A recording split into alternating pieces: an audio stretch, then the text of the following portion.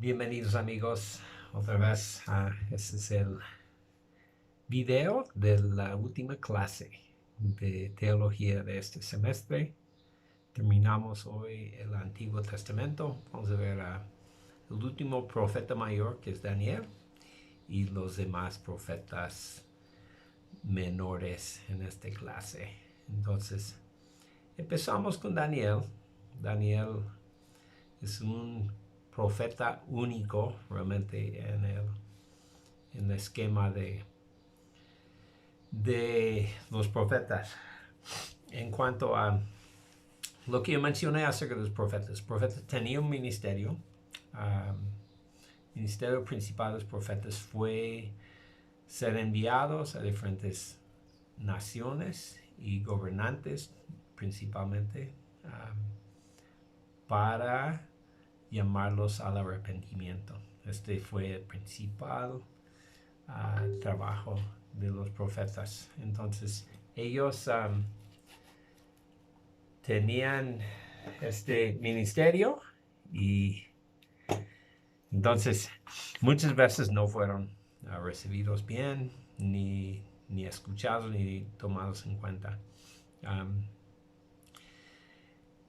Los pecados del pueblo principales que mencionamos fue esto, que la idolatría, que habían apartado su corazón a Dios, a diferentes ídolos, diferentes dioses paganos.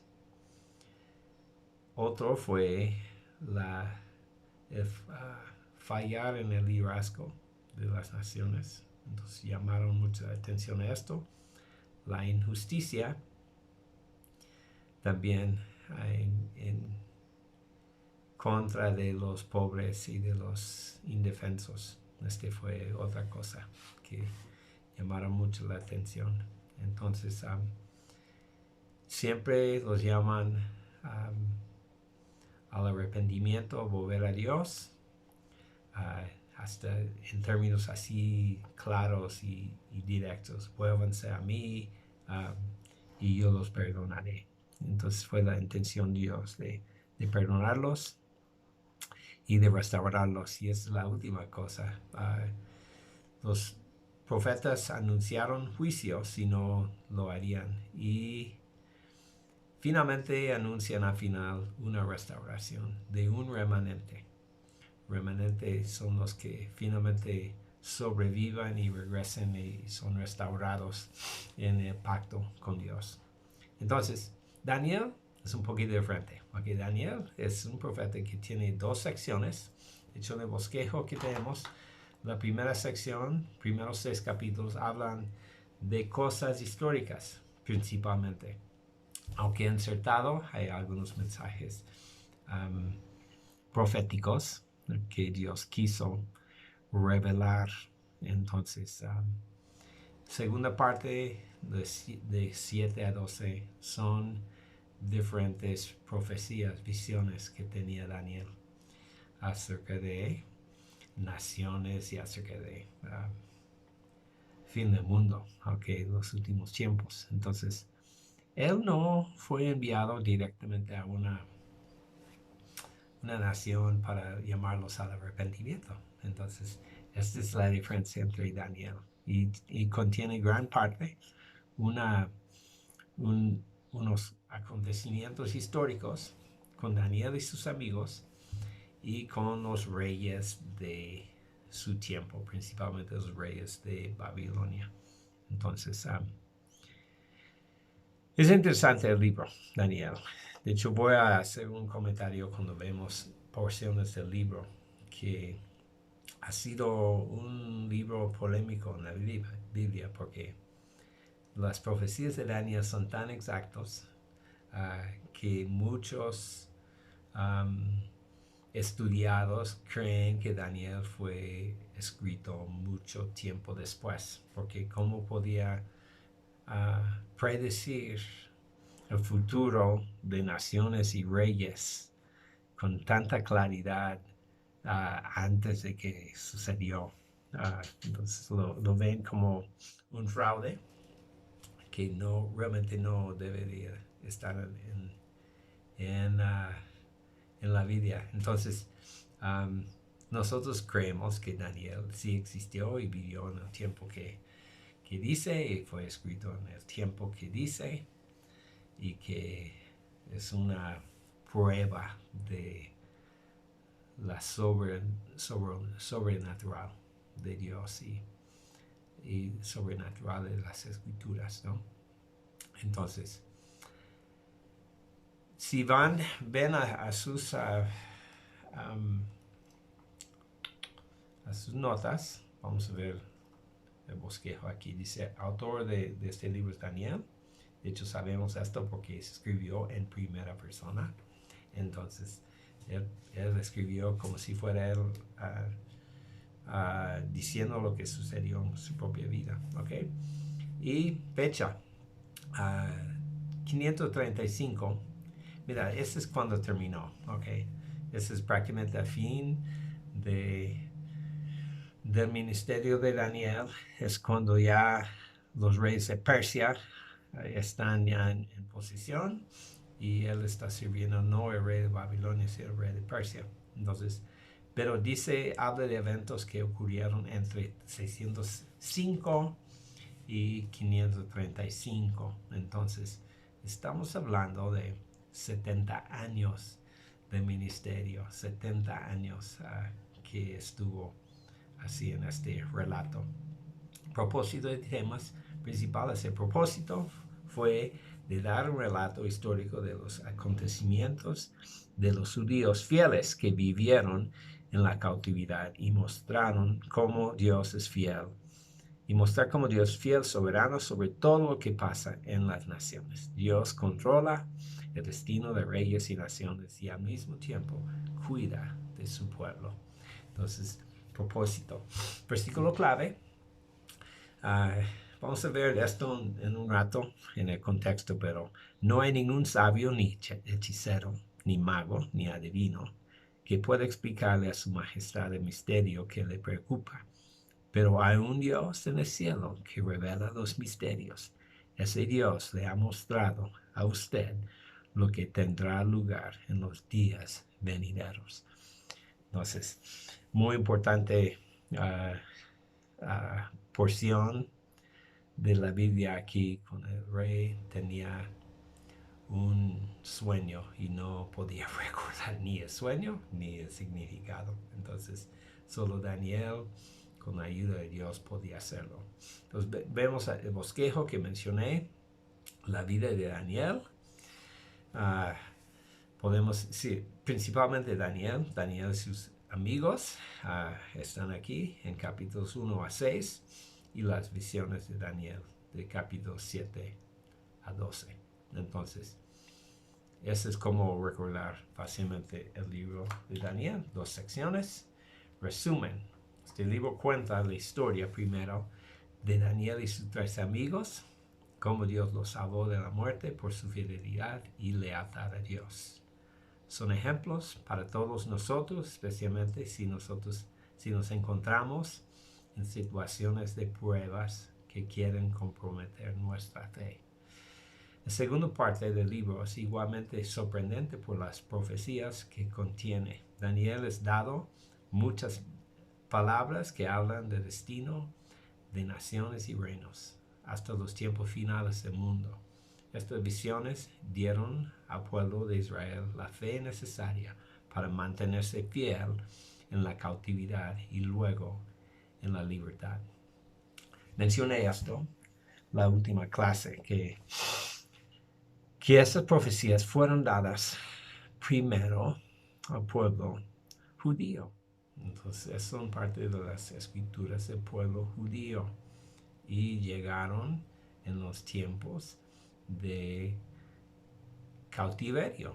Entonces, cuando estaban no estaban libres, estaban bajo el yugo de cautividad. Entonces, les da a ellos fe y esperanza en este tiempo. Aplicación. Que Dios nos dé tanta fe y valentía como Daniel cuando vienen las presiones de la vida y diversas pruebas que nos piden que comprometemos lo que creemos o lo que sabemos que Dios quiere de nosotros, que seamos tan valientes como ellos. Finalmente sabemos que la maldad va a ser vencida y Dios va a poner todo en orden. Nuestra fe está basada en este Dios soberano sobre la historia. Es su historia y hará lo que Él quiere y cumplirá sus propósitos siempre. Entonces vemos esto especialmente en este libro de Daniel. Quiero decir algunas cosas acerca de el contexto histórico de este libro antes de abrir las escrituras y ver algunas cosas. Vimos la clase anterior que Asiria era el poder mundial hasta que Babilonia lo conquistó. Entonces Babilonia tomó control. Entonces había de hecho Babilonia conquistó a Nínive en el año 612. Fueron conquistados, pero había ciertas batallas después en diferentes lugares, porque iba como retirándose a Siria de su capital y luego defendiendo diferentes ciudades como pasan en las guerras. Y prácticamente la última batalla fue en 606, 605 en un lugar que se llama Carquemes, que están en el borde del río Éufrates.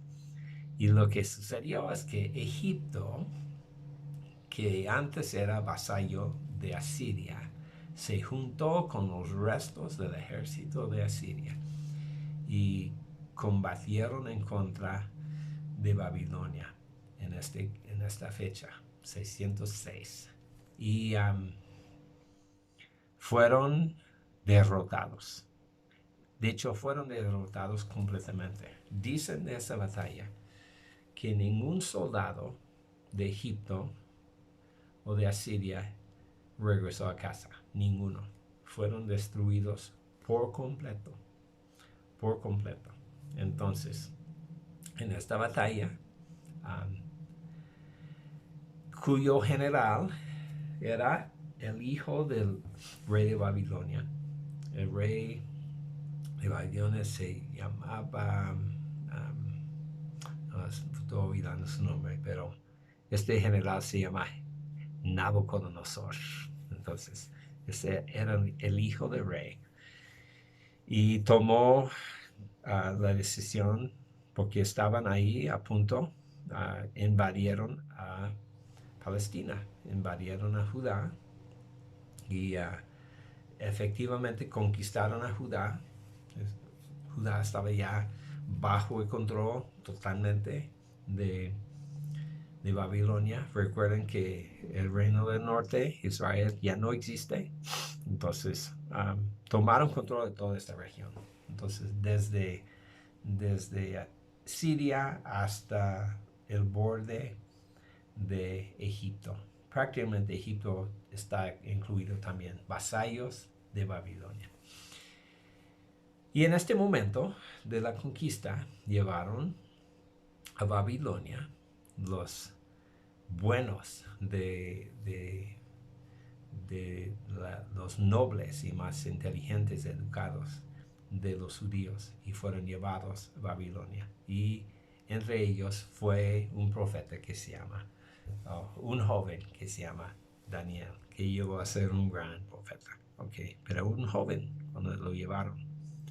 Entonces, el plan fue esto: ponerlos al servicio del imperio, poner los mejores al servicio del imperio. Pero su plan fue esto: hay que cambiarlos, hay que educarlos y hay que como borrar lo que tenían. Entonces, su plan fue imponer todo nuevo gobierno, nueva filosofía, nueva religión, nuevo todo. Absolutamente todo, nueva cultura, Y este es como empieza el libro de Daniel describiendo lo que estaban haciendo para educarlos y para finalmente ponerlos a servicio de, de lo que podían hacer. Ya casi cambiarlos a babilonios, ¿ok? Hasta cambiar sus nombres, ¿ok? Los nombres que pusieron tienen que ver con los dioses de Babilonia. Los nombres que pusieron, Daniel lo llamaban Belsasar. Entonces, el nombre significa algo, tiene que ver con el paganismo de esta nación. Entonces, este es lo que sucedió. Entonces, Daniel fue deportado, fue llevado a Babilonia y ahí empieza el libro de Daniel. ¿Okay? Empieza que voy a leer algunas partes aquí. Dice, tercer año del reinado de Wasim de Judá, el rey Nabucodonosor de Babilonia vino a Jerusalén y la sitió. ¿Okay? El Señor permitió que Wasim cayera en manos de Nabucodonosor. Junto con él cayeron en sus manos algunos de los utensilios del templo, fueron llevados, que entre estos jóvenes se encontraban Daniel, Ananías, Misael y Azarías, que eran de Judá, los cuales el jefe de oficiales cambió el nombre. Daniel lo llamó Belsasar, Ananías Sadrach, Misael Mesac y Azarías Abednego. Entonces cambiaron a sus nombres, en nombres babilonios. Entonces, aquí empieza el relato y nos da un vistazo de lo que hicieron Babilonia con las naciones que conquistaron. Muy sabio, inteligente, ok. Cómo ganar su lealtad y su fidelidad, ponerlos a servicio. Y son judíos, ok, pero los quieren cambiar que sean judíos babilonios, ¿no? Entonces, primera historia es Daniel no quiere ceder lo que él tiene en su corazón, no quiere comprometer su fe ante las reglas que tienen ahí y está poniendo su vida en riesgo, pero Dios lo respalda y el rey lo reconoce finalmente y Daniel está insertado como uno de los oficiales importantes en el reino. Es el primer capítulo. Okay, el segundo capítulo es el famoso sueño de Nabucodonosor. Tiene un sueño, recuerda el sueño, pide a sus oficiales y magos y hechiceros decirle lo que es su sueño. Ellos dicen que nadie puede hacer esto. Los manda a matar, incluyendo a Daniel, porque Daniel está en este grupo ya de oficiales. Daniel pregunta, ¿qué onda? Porque este orden de matarnos. Y el oficial dice, lo explica por qué. Y Daniel pide tiempo, va y pregunta a Dios y Dios le da el sueño y el significado del sueño. Entonces, aquí, así Daniel gana su fama y su posición. Quiero que vean algo aquí, porque ese es el primer parte del profético. Aunque esta profecía no fue dada a Daniel, fue dado al rey de Babilonia. Entonces, la interpretación del sueño, recuerden los versículos que leímos, versículos que dice, ninguno de ustedes pueden interpretar esto, pero existe un Dios que es un Dios que revela los misterios. Él es quien te va a dar el significado. Entonces, el sueño tiene que ver con una estatua enorme, cabeza de oro, Dice pecho y brazos de plata, vientre, muslos de bronce, piernas de hierro y lo mismo mitad de pies y tanto la otra mitad de pies de barro cocido. Entonces, y empieza a decirle lo que es el sueño. Ok, esta cabeza de oro eres tú, Nabucodonosor, y representa el reino de Babilonia. Y pecho de y brazos de plata es otro reino que viene después. Y luego viene otro reino, ¿ok? De bronce y otro reino de hierro y otro reino después mezclado, ¿ok?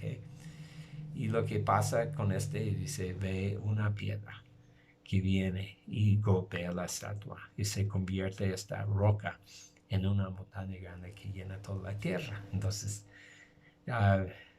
esa es la parte que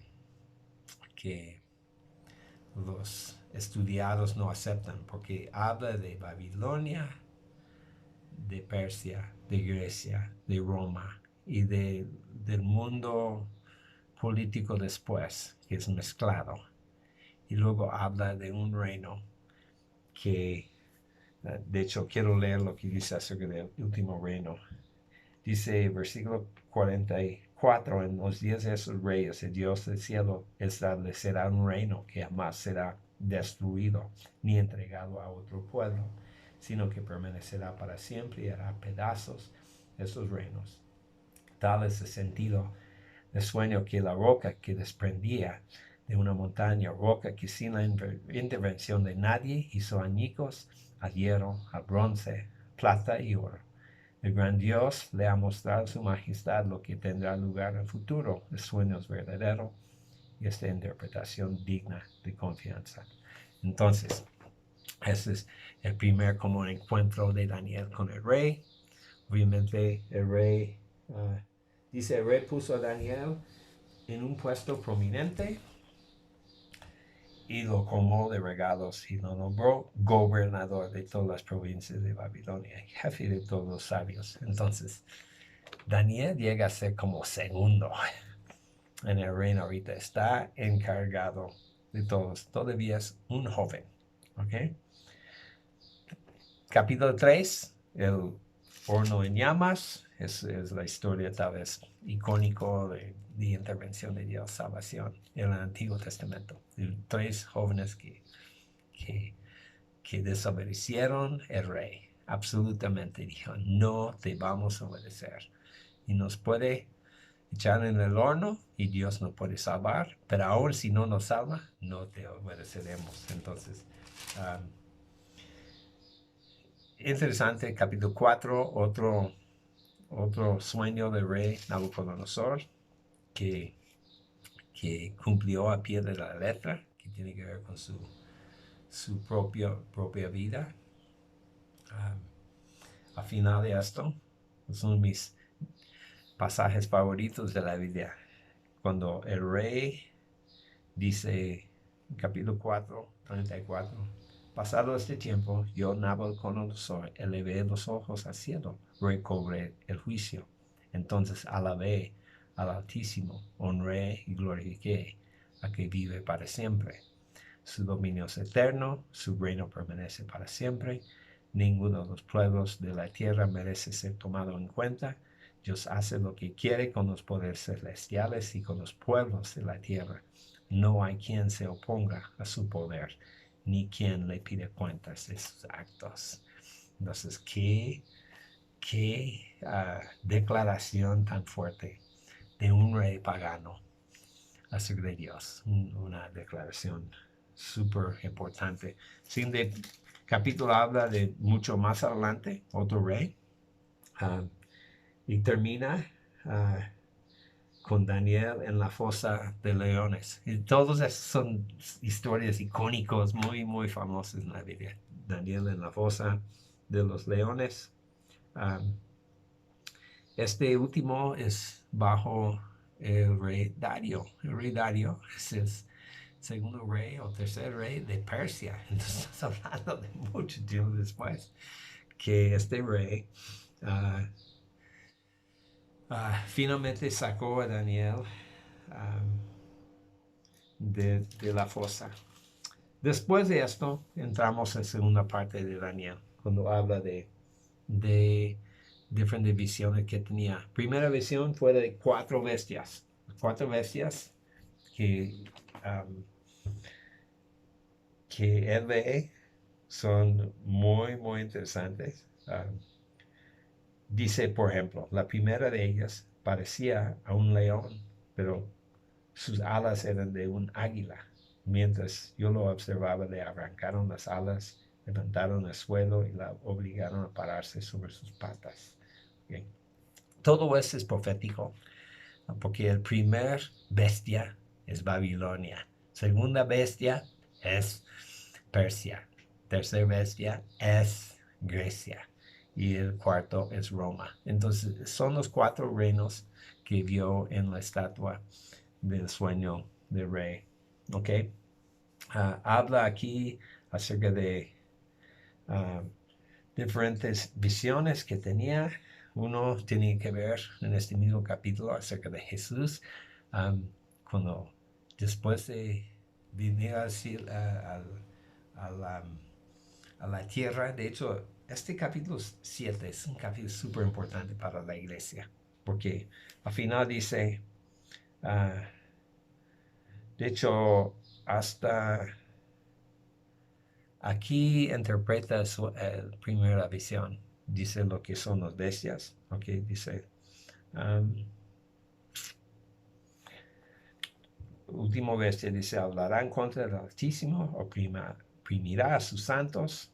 Ok. Los jueces tomarán asiento y al cuerno se le quitará el poder y se destruirá para siempre.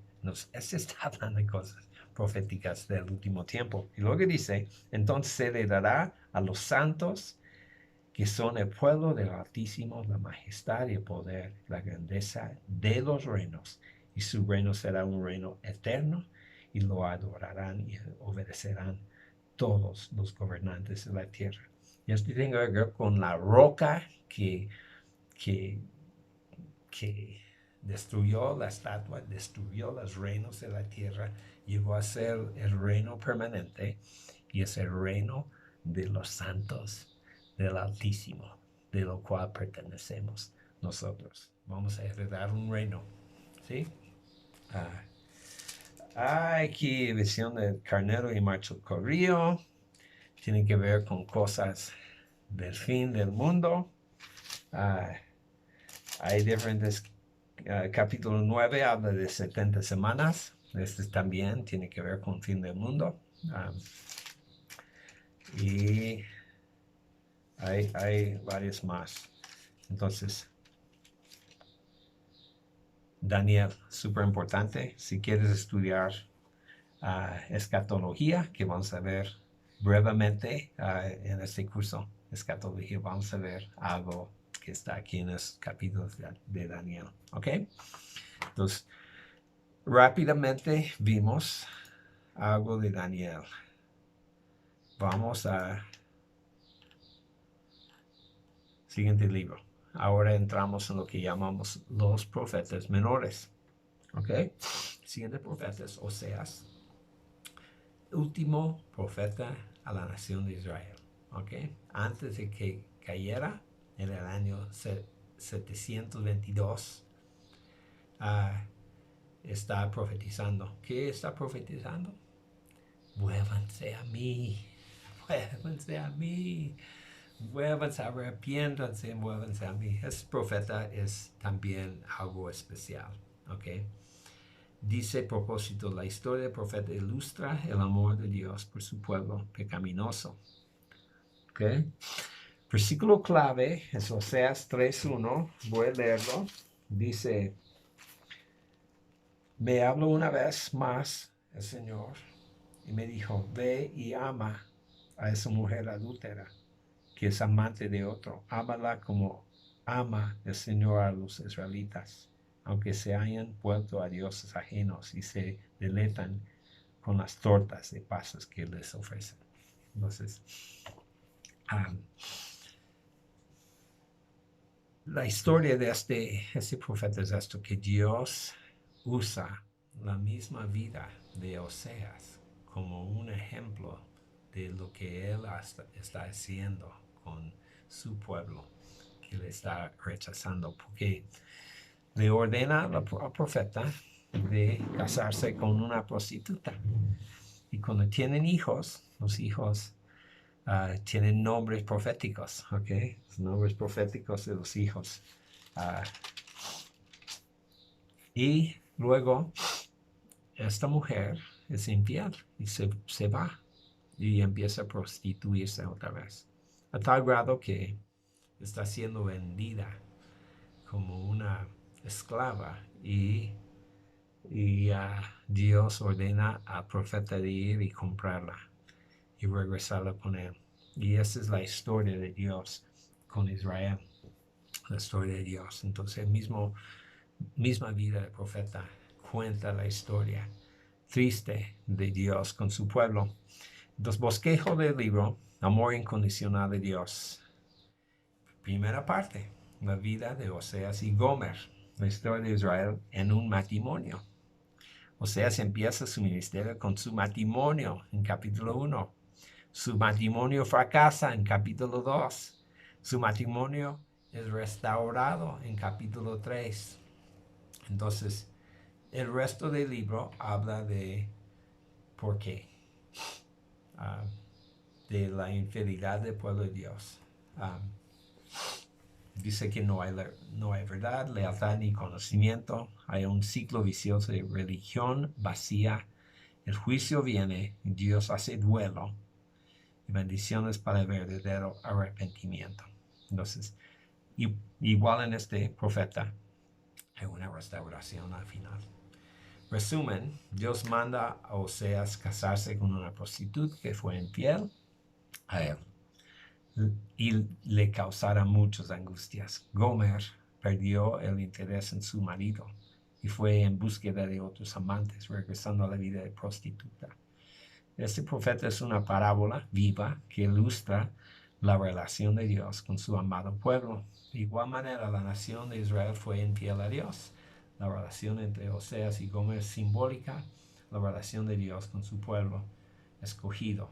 Dios ama y busca aún a los que han sido infieles. Dios quiso que Israel volviera a Él para adorarle y servirle, pero ellos persistieron en su rebelión y pecado.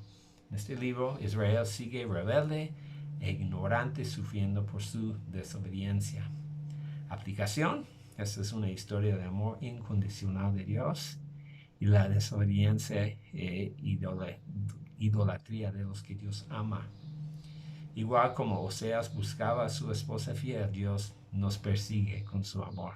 Su amor es tierno, leal, incondicional y permanente. Pase lo que pase, Dios sigue amándonos. Entonces, esa es la historia del libro. Quiero leer algunas partes nada más para darse cuenta. Dice,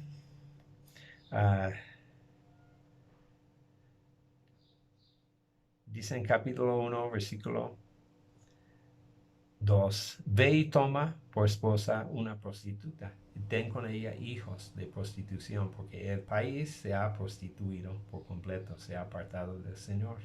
Oseas fue y tomó por esposa a Gomer, hija de Deblaín, la cual concibió y le dio un hijo. Entonces el Señor dijo, ponle por nombre Jezreel, porque dentro de poco haré la casa real de Ehud, pagué por la masacre de Jezreel. Entonces, otro nombre, siguiente niño fue indigna de compasión.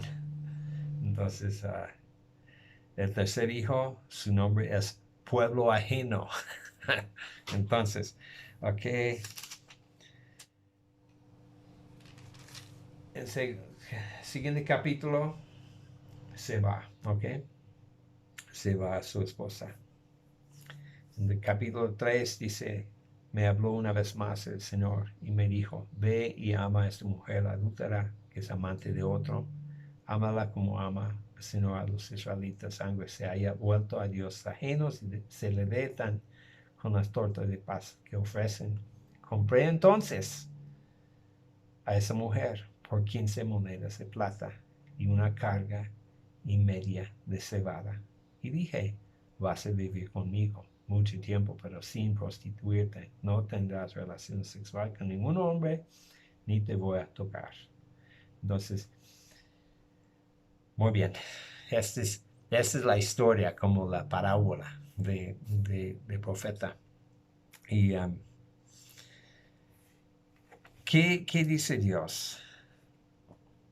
El resto del libro es el cargo de Dios en contra de ellos, el pleito de Dios que tiene con ellos. Dice en capítulo 4, ya no hay entre mi pueblo fidelidad, ni amor, ni conocimiento. Dice, oigan esto, pon atención, tengo esto en contra de ustedes. Cumbre de los montes queman sacrificio de ofrendas bajo la agradable sombra de robles, prostituyen a sus hijas y cometen adulterio. Y dice aquí en capítulo 6, lo que pido a ustedes es amor y no sacrificios, conocimiento de Dios, no holocaustos.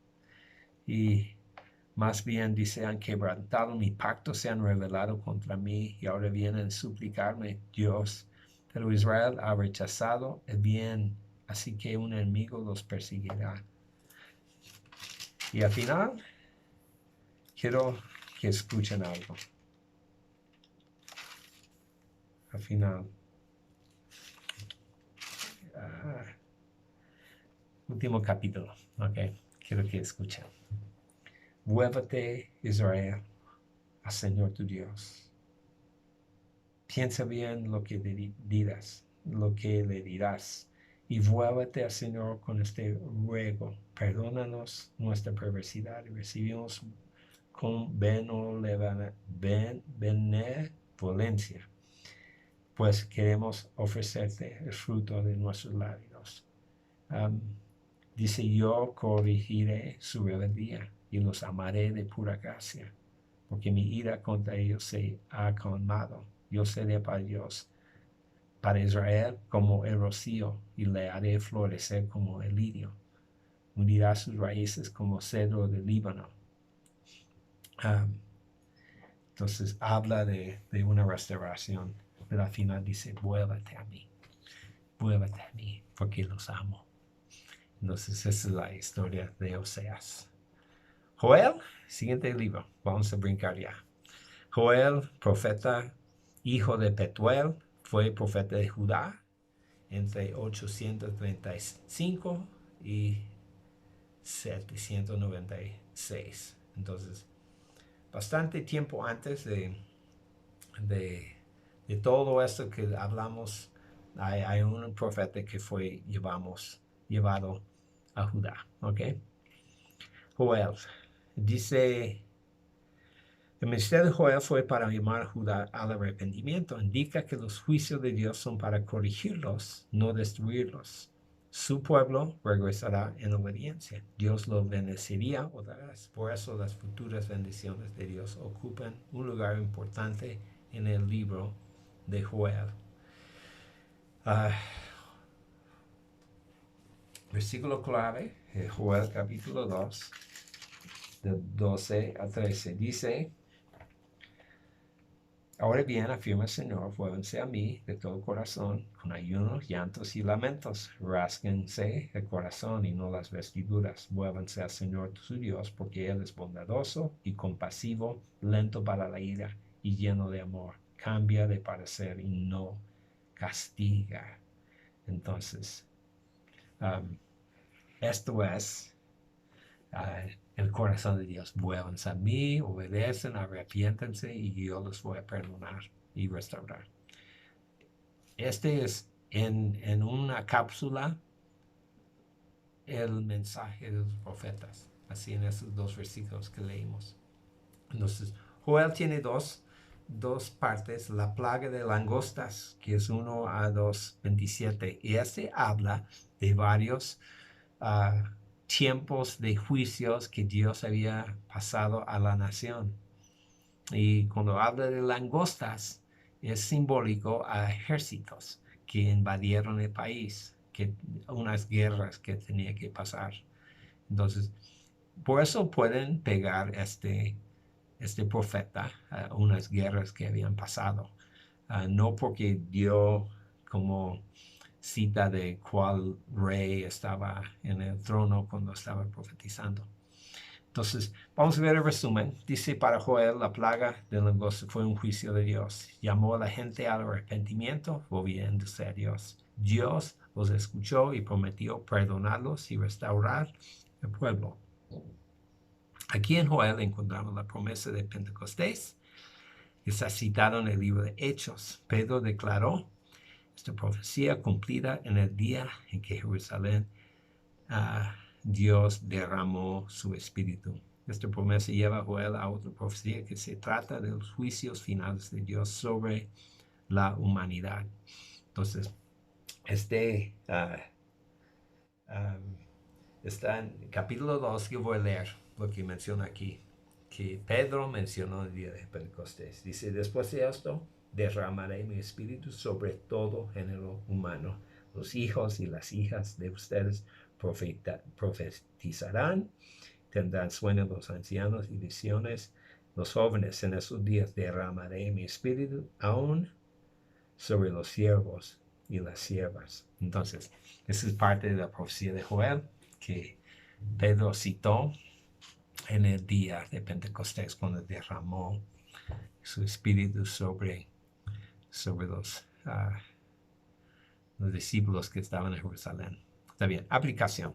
Vemos un Dios de justicia, un Dios de amor y compasión. Su promesa de derramar su espíritu sobre los siervos y siervas sigue vigente para nosotros el día de hoy. Muy bien. Amós. El profeta Amós fue una profeta de la nación de Israel durante el reino de Usías, rey de Judá. Jeroboam II, rey de Israel. Entonces, de las citas aquí, 760-50.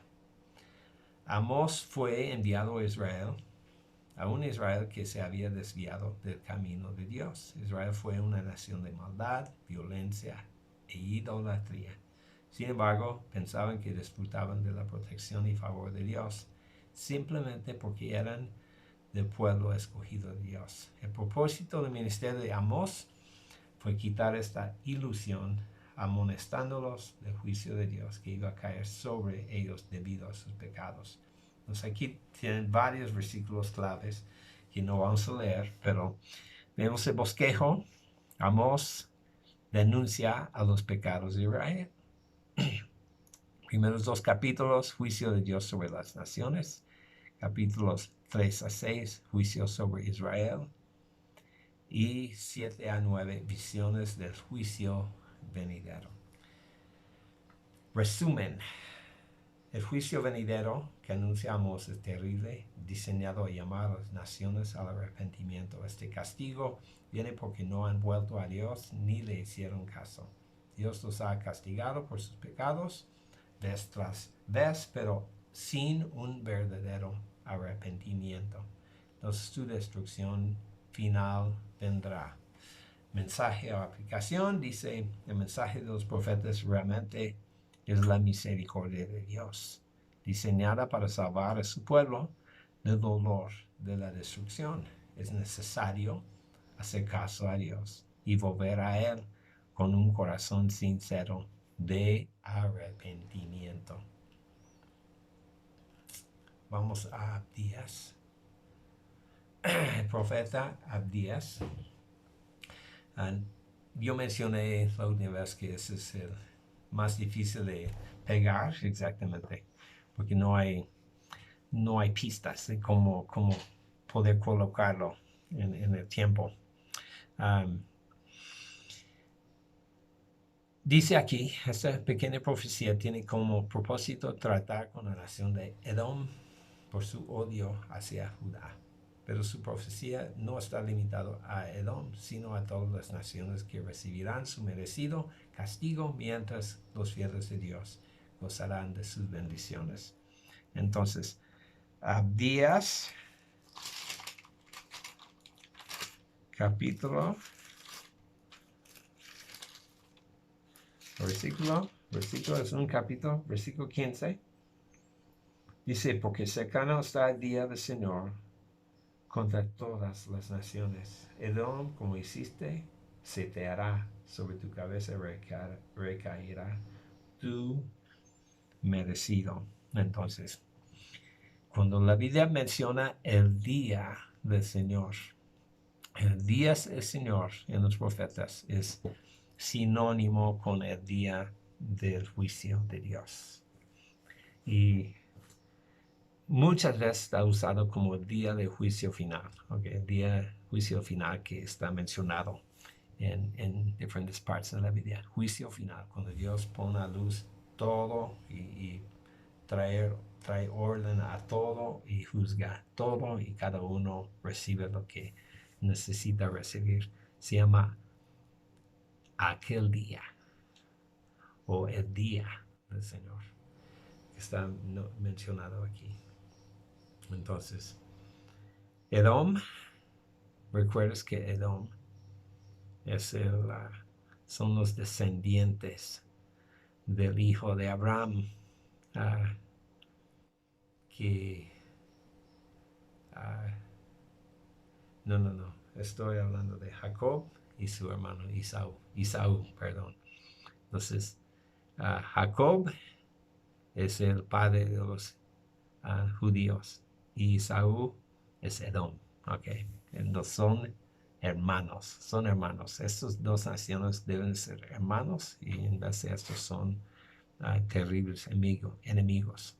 Entonces, resumen, dice, Abdías empieza proclamando destrucción a los habitantes de Edom.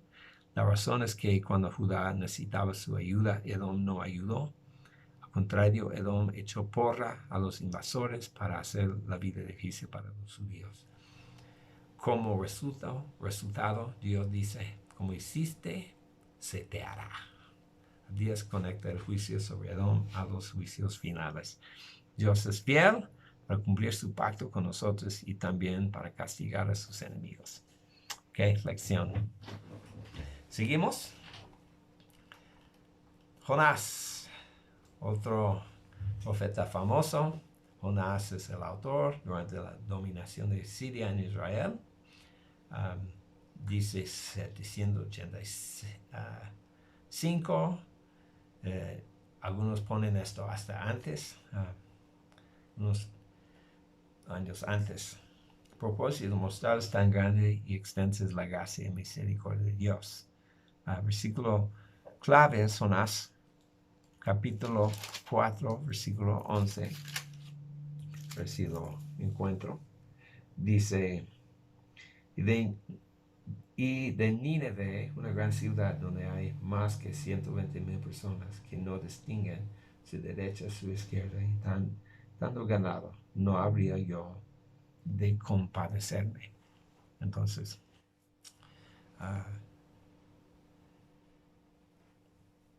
Jonás fue enviado a Nínive.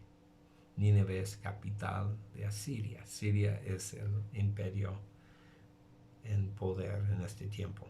Jonás no quiere ir. Y no quiere ir por esta razón, porque él sabe, si va para predicar y si se arrepientan, Dios va a perdonarlos. Siendo una nación pagana. Y el profeta no quiere que Dios bendiciera esta nación que es enemigo de ellos. Entonces, por eso Jonás no quiso. Entonces, hay 4 actas aquí: castigo de Jonás, oración de Jonás, predicación de Jonás y quejas de Jonás. Entonces, cuenta toda la historia. Huye del plan de Dios, Dios lo castiga, está tragado por un gran pez. Capítulo 2, él ora y finalmente accede a ir y predica a Nínive. Capítulo 3, su predicación es arrepiéntanse. Y sorpresa, sorpresa, se arrepientan y Dios los perdona. Entonces, fin del capítulo es un profeta enojado porque sabía que Dios iba a perdonar a ese pueblo y no quiso. En los últimos versículos dice, y esta ciudad, 120,000 personas, no debo de tener compasión de ellos. No debo de perdonarlos. Y ve como Dios ve el mundo entero. No se trata solamente de su pueblo. Su pueblo tiene un trato especial, pero Dios ama a todo el mundo. Vemos a Dios como vimos en el profeta Isaías, una cosa interesante, cuando está hablando acerca de Egipto, castigo sobre Egipto. Al final dice que Egipto es mi pueblo. Pueblo mío, voy a llamar a Egipto pueblo mío. Y decimos esto, es un pueblo pagano que odiaba a Dios. Pero Dios tiene planes para las naciones del mundo. Entonces aquí es una muestra del amor de Dios por el mundo entero, aquí en este profeta de Jonás. Miqueas es el autor, fue escrito durante el reino de Acaz hasta Ezequías.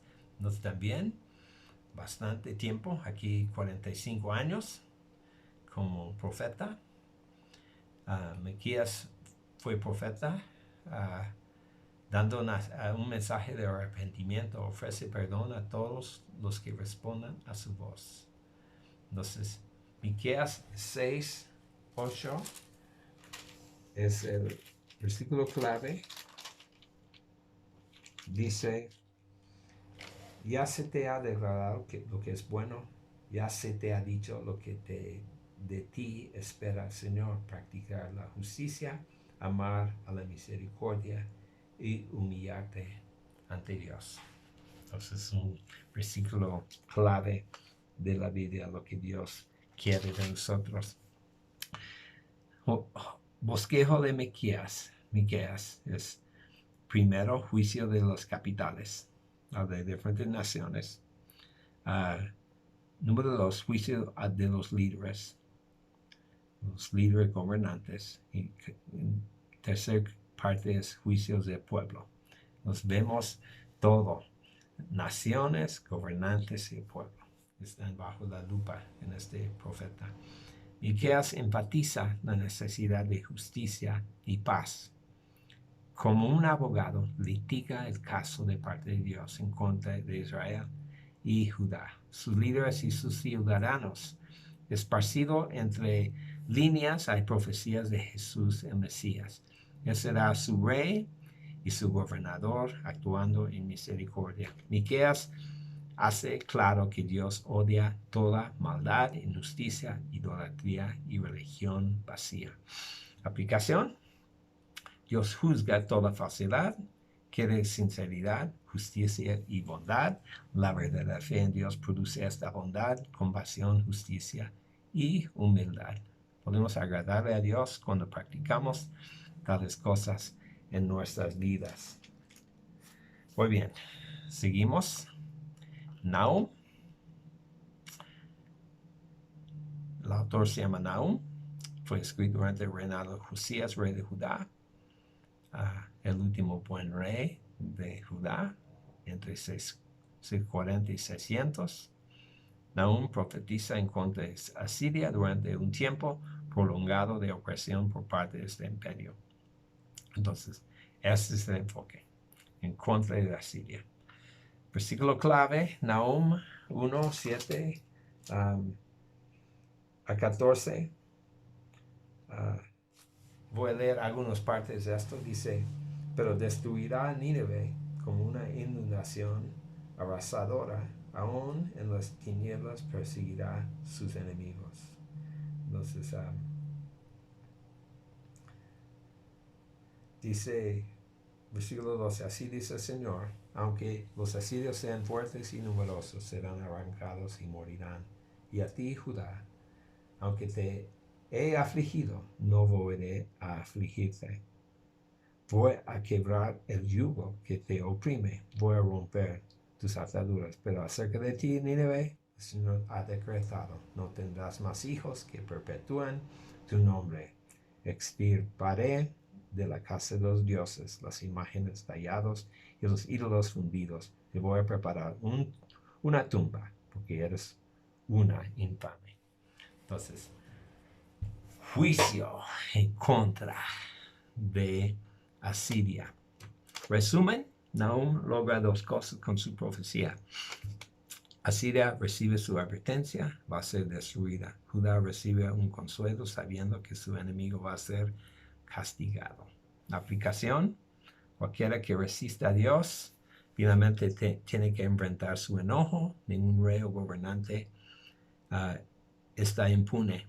Ningún individuo puede esconderse de su juicio. Al mismo tiempo, los que se mantienen fieles gozarán de su protección. Si el poder de los poderosos te impresiona e intimida, recuerda que solo Dios puede rescatarnos de nuestros temores. Debemos confiar en Dios porque Él es soberano sobre toda la historia. Entonces, interesante que tenemos dos profetas. Uno es Jonás. Jonás empieza unos 60 años antes, profetizando a Nínive que tiene que arrepentirse y logra un arrepentimiento. Y luego finalmente vienen Nahum, que está profetizando de la misma cosa a una nación que no se quedó en el arrepentimiento. Entonces va a ser destruido. Siguiente libro es Habacuc. Habacuc, escrito durante el reinado de Usías, rey de Judá, a Sedequías, rey de Israel. Entonces, estamos hablando de que fue profeta durante el tiempo que estaba profetizando a Jeremías. Sedequías es el último rey que fue finalmente conquistado totalmente. Fue un títere, un rey que tenía que obedecer al rey de Babilonia y no lo hizo. Por no escuchar al profeta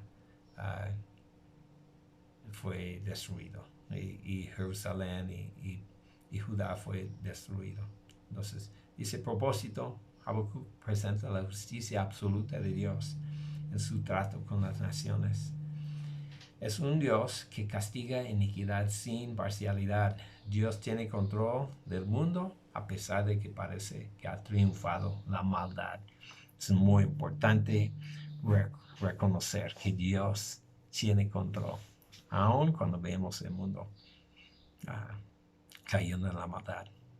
Habacuc capítulo 3, versículo 2 dice: el Señor, he sabido de tu fama, tus obras, Señor, me han dejado pasmado. Realízalas de nuevo en nuestros días, dales a conocer en nuestro tiempo. En tu vida ten presente tu misericordia. Habacuc es interesante porque lo que hace es una conversación de este profeta con Dios. ¿Okay? Lo llaman aquí quejas. Pero digo aquí, parte 1, conversación con Dios, capítulos 1 y 2. Y capítulo, segunda parte, oración de Habacuc, es capítulo 3. Y vamos a leer el resumen. Dice: Habacuc trae sus dudas y preguntas a Dios. Dios responde explicando de su trato con las naciones. Después el profeta responde con fe y oración. Aplicación: no debemos temer preguntarle a Dios. El problema no es con Dios, sino en nuestros límites. No sabemos ni entendemos todo. Dios sí. Entonces, para entender lo que estoy diciendo, voy a leer parte de esto. Es la profecía del profeta Habacuc. Recibió en visión. ¿Hasta cuándo, Señor? He de pedirte ayuda sin que tú me escuches. ¿Hasta cuándo he de quejarme de la violencia sin que tú nos salves? ¿Por qué me haces presenciar calamidades? ¿Por qué debo contemplar? Esa es su queja. Y Dios responde. Miran las naciones, contemplanlas y quédanse asombrados. Esto por hacer en esos días cosas tan sorprendentes. Um, explica Dios lo que está haciendo. Y luego, segunda queja. Segunda queja dice, ¿por qué toleras a los traidores? ¿Por qué guardas silencio? ¿Por qué? ¿Por qué? ¿Por qué? Está preguntando a Dios. Y Dios, de hecho aquí, en versículo 1 dice, me mantendré alerta, me apostaré en los terraplenes, estaré pendiente de lo que me diga, de su respuesta a mi reclamo. Y el Señor responde, escribe la visión y haz que resalte claramente las tablillas, para que pueda leerse de corrido. La visión se realizará en el tiempo señalado, marcha hacia su cumplimiento, no dejará de cumplirse, aunque parezca tardar, espérala, porque sin falta vendrá. Entonces, él explica entonces cómo va a juzgar. Escribe la visión, viene, en su tiempo viene, parece tardar, pero vendrá. Entonces, así es Dios. Dios no está perturbado. Dios está esperando, Dios tiene su tiempo y Dios va a traer el juicio sobre las naciones. Entonces, muy importante profeta.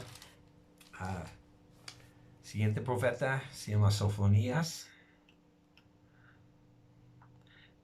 Fue escrito durante el reinado de Josías, 6:40-6:21. Profetiza a Judá para llamarlos al arrepentimiento. El día del juicio es el tema principal del profeta. El día del juicio, el día del Señor. ¿Okay? El bosquejo es primero el juicio venidero, segundo recipientes del juicio y tercero resultados del juicio. Sofonías profetiza durante el reinado de Josías, quien hizo reformas con un rey bueno. El profeta advierte a la gente que si niega a arrepentirse, su nación entera y su ciudad serán destruidas. La gente sabía que Dios finalmente iba a bendecirla, pero dice Sofonías que primero iba a recibir un castigo y una purificación. Los pecados de la gente de este tiempo son la idolatría y la indiferencia. Aplicación. Para escapar el castigo de Dios debemos escucharlo y hacer caso a sus palabras, aceptando su corrección. Si lo aceptamos como Señor, podemos escapar su juicio. Entonces así es el profeta Sofonías. Quiero leer algunos versículos nada más de Sofonías. Dice 1:14, ya se acerca el gran día del Señor. A toda prisa se acerca. El estruendo del día del Señor será amargo, y aún el más valiente gritará. Día de ira será aquel día de acoso y angustia, día de devastación, día de tinieblas, día de niebla, densos nubarrones, día de trompeta y grito de batalla, contra las ciudades fortificadas, contra los altos bastiones. De tal manera acosaré a los hombres que andarán como ciegos, porque pecaron contra el Señor. Su sangre será derramada como polvo, sus entrañas como estiércol. Entonces estamos hablando de un Dios que finalmente viene el juicio. Y aquí en el capítulo 2 habla de juicio contra diferentes naciones y al final una restauración al final del libro. ¿Ok? Hay 3 profetas más. 2 están en una categoría. Ageo, dice, fue escrito durante la reconstrucción del templo en los días de Esdras. Ageo es uno y Zacarías es el otro, que profetizó en los tiempos de Esdras cuando estaban reconstruyendo el templo. Recuerden que empezaron la reconstrucción bajo una autorización de Ciro. Ciro muere y los samaritanos mandan una carta al siguiente rey Dario y dicen que este pueblo es un pueblo rebelde, no debe de ayudarlos o permitirlos terminar el templo, porque van a ser rebeldes otra vez. Entonces, en este relato histórico, se paró por como 20 años la construcción del templo. Y entonces lograron pararlo, pero luego apelaron otra vez al rey. Dijeron, buscan los libros y van a ver que tenemos autoridad de hacer esto, tenemos la autorización del rey. Y fue así que el rey les dio autoridad para hacerlo. Pero en el mismo tiempo había dos profetas llamando la atención y diciéndoles es tiempo de terminar la obra, ¿ok? Propósito y tema principal. Dice, propósito es llamar a la gente de Jerusalén a terminar la obra de la reconstrucción del templo. Entonces, tenemos aquí Ageo 1:4, dice, ¿acaso es el momento apropiado para que ustedes residan en casas techadas mientras que esta casa está en ruinas? Esta casa siendo el templo, ¿ok? El bosquejo de Ageo es esto, llamamiento al servicio. 1, regaño por no terminar la obra. Y segundo, al capítulo, bendiciones. Bendiciones. Resumen, estas profecías tienen una fecha muy exacta, el año 520. El proyecto del templo se detuvo. Habían puesto los cimientos y construido el altar, pero la oposición de los samaritanos detuvo la obra. El profeta los llama a levantarse y despojarse de sus pecados y su indiferencia hacia la obra de Dios. A través de Ageo y su contemporáneo, Zacarías, la gente fue motivada a esforzarse para terminar la edificación del templo de Dios. Ageo tiene un mensaje de provisión, paz y prosperidad si obedecen a Dios. El libro termina una palabra profética a Zorobabel, el gobernador de Palestina, que tiene implicaciones futuras en Jesucristo, el Rey eterno. Aplicación: Dios está celoso con su pueblo. No solamente el templo de Dios está en juego aquí, sino el enfoque de la vida. El propósito de esta, la devoción y la obediencia a Dios. Para recibir sus bendiciones tenemos que ponerlo primero en todo y llevarlo a cabo, llevar a cabo sus instrucciones. Siguiente, Zacarías. Algo muy similar fue escrito durante la reconstrucción, años 100 o 520. Su propósito es dar esperanza a su pueblo, revelando la liberación futura del pueblo de Dios. Zacarías 9 a 10, a ver si lo encuentro. Dice, alégrate, hija de Sión, grita de alegría, hija de Jerusalén. Mira, tu rey viene hacia ti, justo, salvador y humilde, viene montado en un asno, en un pollino, cría de asno. Destruirá los carros de Efraín, los caballos de Jerusalén, quebrará el arco de combate, proclamará paz a las naciones. Su dominio se extenderá de mar a mar, desde el río Éufrates hasta los confines de la tierra. Entonces, obviamente, es una profecía mesiánica aquí en Zacarías. ¿Ok? Tenemos aquí visiones de juicio y bendición, necesidad de obediencia y futura gloria de Sión. Zacarías animó a la gente a dejar su pecado y continuar la obra del templo. Sus visiones describen la destrucción de sus enemigos, bendiciones para Jerusalén. El pueblo de Dios tiene que mantener su pureza, evitando hipocresía, superficialidad y todo pecado. Sus visiones dan esperanza a los judíos. Además de darle esperanza y ánimo, el profeta declara que los enemigos de Israel serán castigados, que los judíos enfrentarían dificultades antes de entrar en el tiempo del reino mesiánico. Aplicación: Dios quiere nuestra devoción en tiempos buenos y malos.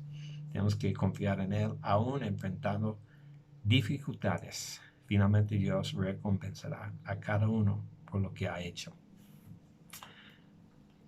Y llegamos al final, Malaquías. Malaquías fue el último profeta del Antiguo Testamento. Empezó su ministerio como profeta en el año 430.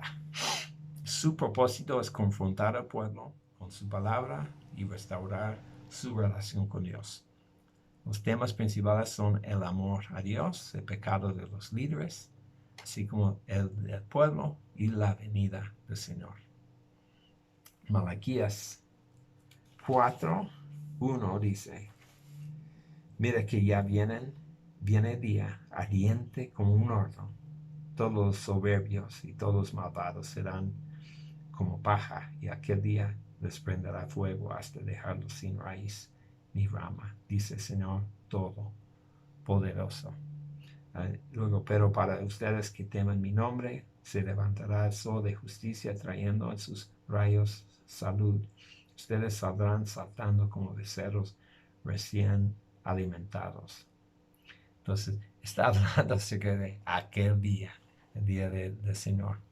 Entonces, los malvados desaparecerán como paja, y los justos que temen su nombre se levantarán como sol de justicia, saldrán saltando como becerros y alegres. Entonces, para nosotros que amamos a Dios, no es un día terrible, es un día de gozo. ¿Ok? Bosquejo del libro Pecados de los sacerdotes, de primeros 2 capítulos. Luego Pecados del pueblo, de 2 y 3. Y número 3, el remanente fiel. Entonces, Malaquías regaña a la gente y al sacerdocio por su negligencia en la adoración a Dios y su desobediencia. Entre otras cosas, estaban ofreciendo sacrificios de animales con defectos. Si los sacerdotes no obedecen, ¿cómo podría la gente obedecer? Ellos se convertirían en piedras de tropiezo y no en líderes para el pueblo de Dios. El pueblo también estaba caracterizado por ser infiel, indiferente y desobediente. Particularmente habla de su hipocresía en sus hábitos con el diezmo. El libro termina con promesas de futuras bendiciones por los fieles. ¿Qué es lo que estamos ofreciendo a Dios? ¿Lo mejor o algo con defectos? Debemos darle lo mejor de nuestras vidas en honor y obediencia al Rey de Reyes. Dios requiere absoluta obediencia en nuestras vidas. Si lo hacemos, recibiremos sus bendiciones. Entonces, este profeta también usa un método de preguntas retóricas. Entonces, por ejemplo,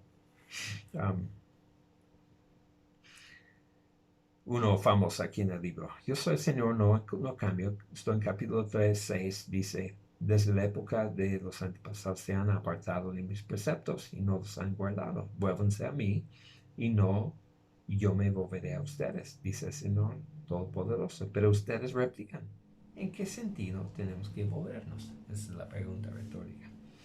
¿Acaso roba el hombre a Dios? Ustedes me están robando.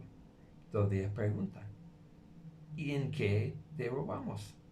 En los diezmos y en las ofrendas. Ustedes, las naciones enteras, están bajo gran maldición, pues es a mí a quien están robando.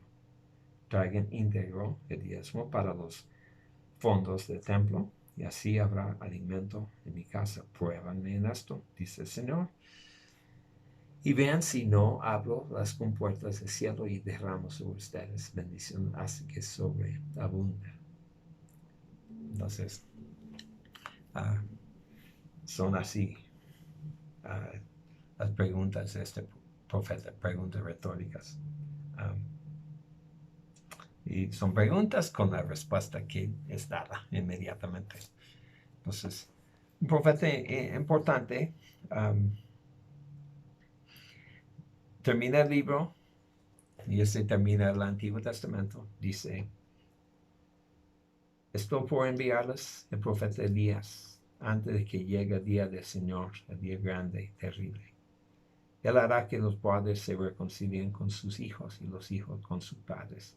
Y así no vendré a herir la tierra con destrucción total.